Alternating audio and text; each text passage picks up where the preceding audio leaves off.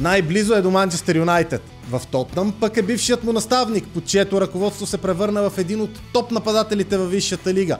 Нюкасъл усилено си търси крило и гледа към него. Въпросът е какво направи Брайан Бемо от Брентфорд толкова желан това лято. А в разтапящата метална правожега в Съединените щати тече много сериозна битка за титулярно място на върха на атаката на Челси. Нико Джаксън срещу новото попълнение Лиам Делъп. Плюсовете и минусите на всеки един от двамата сега в епизод 30 на Бетано Спорт подкаст. Гледайте! Приятели, ако ви харесва съдържанието, абонирайте се за канала ни в YouTube. В търсачката напишете Бетано България, след това към банката. Вие си знаете, ние ви чакаме. Първо към трансферното лято във висшата лига, след като преди няколко дни преминахме през рекордната сделка и пристигането на Флориан Вирц на Анфилд, преди часове буквално Ливърпул взе и Милош Керкес от Борнемут. Но за него обещавам в следващия епизод надълго и на широко. Сега, къде ще се озове един от най-желаните нападатели, Брайан Бемо? Той изглеждаше абсолютно сигурен за Манчестър Юнайтед преди до сегашният му наставник Томас Франк да отиде в Тотнъм и изведнъж шпорите да станат фаворити за подписа на крилото. Нюкасъл го следи от много време, но като че ли шансовете на сврахите към момента изглеждат най-малки.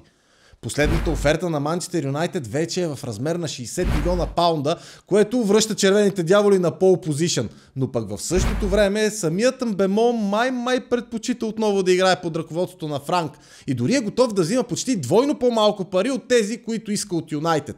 Той им иска 250 хиляди паунда на седмица, но пък от другата страна е възможността отново да се събере с датския менеджер в Северен Лондон, а и да остане в английската столица, където живее вече няколко години.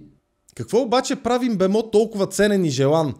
Защото много са скоростните и технични крила във висшата лига, които не струват 60 милиона паунда и не предизвикват чак такъв интерес. На първо място головете.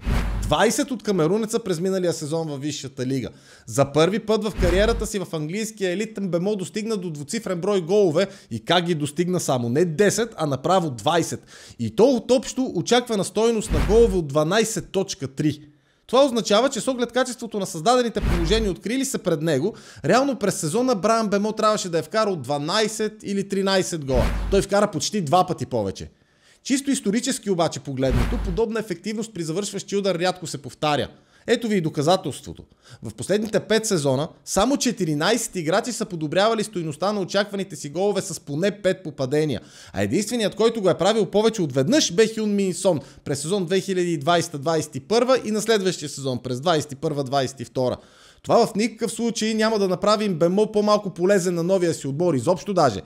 Той постоянно в целия си престой във висшата лига е сред най-добрите от гледна точка на създаване на качествени положения за себе си и за съотборниците си. Въпросът е, че тези 20 попадения покачват цената му поне с 20%, може и с повече. А със сигурност покачват с повече проценти очакванията на феновете за броя реализирани попадения, които още веднъж чисто статистически много трудно би повторил. А Манчестър Юнайтед вече привлече един подобен футболист. Не като позиция на терена, а като убийствена ефективност пред противниковата врата Матеус Куня. Той също брутално изпревари очакваните си попадения през миналия сезон и вкара 15 за Увърхемптън, но стойност 8,5. Единствените, които подобриха тази успеваемост, бяха именно Бемо и Крис Уд от Нотингам. Но да се върнем на Бемо, докато продължаваме да търсим отговор на въпроса защо всички го искат. През миналия сезон 25-годишният нападател постигна рекордни в кариерата си показатели почти навсякъде в офанзивната си статистика.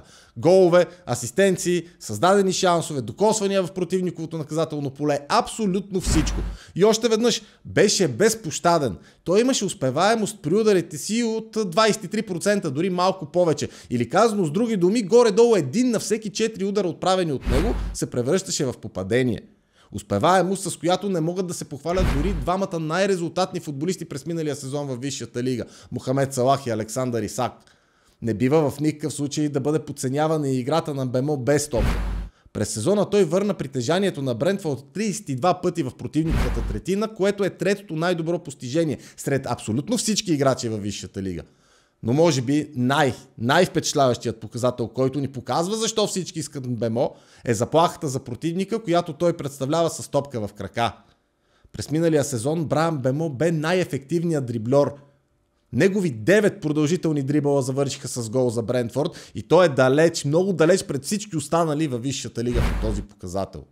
Така че, който и да го привлече, ще се оборудва с футболист, който първо е страхотен голмайстор, второ е страхотен дрибльор, трето помага много при отнемането на топката и четвърто не спира да създава положения за съотборниците си. Все неща, които струват много пари и всъщност тези 60 милиона паунда сега май не изглеждат чак толкова много. И ето, че доста отбори са готови да ги дадат. А какво ще избере Брайан Бемо, ще разберем съвсем скоро. А какво ще избере Енцо Мареска за върха на атаката на Челси през задаващия се сезон? Нико Джаксън срещу Лиам Делъп. Част от отговора в следващите минути. Преди всичко останало, може би трябва да започнем от там, че двамата са много различни като профил централни нападатели, които играят най-добрия си футбол в определен стил, изповядван от отбора. Докато Николас Джаксън се наслаждава, когато съотборниците му държат по-продължително топката и той е част от разиграването, Делъп блести при доста по-директен стил. Джаксън през миналия сезон имаше около 77% точност на подаванията си и често бе близо за да се включи в комбинации с колегите си, използвайки много голям процент къси подавания. Делъп пък заради физиката си е много полезен във въздуха. В борбата за първа и втора топка свикнал е да получава дълги пасове, а и разполага с огромна работна етика. Разбирайте, не спира да тича, когато е на терена. През миналия сезон в Ипсуич той покриваше огромен периметър и дори помагаше много в защита близо до собственото си наказателно поле. В същото време винаги бе първият, който отиваше в противниковата половина при отнета топка. И двамата са достатъчно бързи. Но Делъп направи 89 опита за дрибъл срещу съперниците си с около 30% повече от Джаксън. Делъп чисто статистически помага много повече при играта на тима без топка, печеляйки горе-долу 2 пъти повече индивидуални дуели от сенегалеца, а има и много по-голям процент на успешни единоборства. И отново тук опираме до физиката.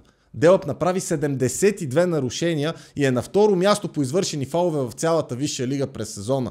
Не бива да забравяме и, че Лиам Делъп получаваше много по-малко подкрепа от съотборниците си в атака. Докосванията на Нико Джаксън в противниковото наказателно поле бяха много повече от тези на англичанина и това доведе до над 2 пъти повече удари от Делъп извън наказателното поле. И въпреки всичко, Лиам Делъп реализира с 2 гола повече от Нико Джаксън. 12 от стойност на очакваните попадения от само 9.3. Той има и много по-добър процент успеваемост. По-голяма част от неговите удари се превръщаха в голове и за финал още един финален голям плюс за Делъп. Той просто е много по-ефективен, с много по-голям процент на големи възможности превърнати в голове. Това е и най-голямата слабост на Нико Джаксън. Само 26% от всички чисти положения, които се откриха пред него, той успя да реализира. Или казано по друг начин, вкарва само 1 на 4 чисти положения. За Челси това просто не е достатъчно и не случайно сините толкова много искаха Делъп. А Мареска каза, че в негово лице вижда човека, който може да измести Хари Кейн от върха на атаката и на английския национален отбор. Не го каза в прав текст, но това имаше предвид. Така че лично аз ще съм много изненадан, ако Делъп не започне новия сезон като титулярния централен нападател на Челси. Особено след като, докато Джаксън беше наказан след поредната тъпотия, която направи в Съединените щати и получи още един червен картон, Лиам Делъп вкара първия си гол за Челси срещу Есперанс в Филаделфия. В момента определено предимство Лиам Делъп. Прогнозите започваме от бразилското дерби на осми на финалите. Палмейрас срещу Ботафого. В събота от 19 в Филаделфия. Очаква ни адска жега и като температура, и като емоции. Очакват ни и два много различни като стил съперници. Висока преса и офанзивен футбол от Палмейрас и много солидна защита, смисъл за контратака. Това е Ботафого. От видяното до момента признавам, играта на Палмейрас повече ми допада. И мисля, че те имат леко предимство. Но ще бъде голяма борба. Очаквам и много нарушения, с не чак толкова много попадения. Затова е на сигурно тук, макар че бетбилдърът си стана на около 2 коефициент. Палмейрас да не загуби мача, поне в редовното време, през първото полувреме да има по-малко от 2 гола и да има не повече от 3 гола в цялата среща, плюс и двата отбора да получат поне по един жълт картон. Още веднъж предпазливо, но коефициентът си расте. 2.02 дава Бетано. Подарък направо. От 22 часа европейската битка между Бенфика и Челси. Много силен финал на Бенфика в групата и победа срещу Байерн Мюнхен, който обаче тотално проспа първото по време, а след това португалците извадиха голям късмет, извадиха и голям вратар Анатолий Трубин, който направо отказа баварците. Офанзивната мощ на Челси още не сме я видели в пълна степен, но тя е някъде там. Лиам Делъп ще води атаката, докато Нико Джаксън е наказан и с него сините ще имат сериозно физическо присъствие в противниковото наказателно поле. А именно присъствието на Делъп си мисля, че ще отвори пространствата за, поне така очаквам, за връщащия се сред титулярите Кол Палмър, който получи почивка срещу Есперанс и не записа и минута. Тук топ предложението ми е за поне 3 удара от Кол Палмър, поне един от които да е точен. Двете в комбинация правят коефициент 1,91. Идеален е. А ако сте по-смели, това до тук. Плюс и двата отбора да се разпишат. И нещата отиват на 3,20. Ще пробвам и така задължително. В неделя. Пари Сен-Жермен срещу Интер Майами или Лионел Меси срещу бившия си отбор. Това се случва за първи път в кариерата на аржентинския магьосник. Дали може да бъде върнато времето назад и тъкмо станало на 38 да изведе отбора си до може би изненадата на турнира срещу носителя на Шампионската лига? Честно ли? Не вярвам. Просто качеството в състава на французите е в пъти по-голямо. Но не пречи Меси да опита. Затова поне 2 удара от него в матча. Имам усещането и че ПСЖ ще пусне един гол за шоуто. Но независимо до кога ще се задържи интригата, в крайна сметка парижани ще спечелят. И така обобщаваме. 2 удара на Меси, заедно с гол и победа за ПСЖ в редовното време. Общо това прави 2,75. Прекрасно. Късният осмина финал в неделя. Фламенго срещу Байерн Мюнхен след голямото разхождане на баварците срещу Бенфика. Сега обаче очаквам Кимих, Кейн, Мусиала и Олиса обратно в титулярния състав и Байерн да изглежда по много по-познат начин. 1,70 за баварците изглежда супер и със сигурност ще го опитам. Предлагам ви и вие да подърните, за да не падне много коефициента до началото на двубоя.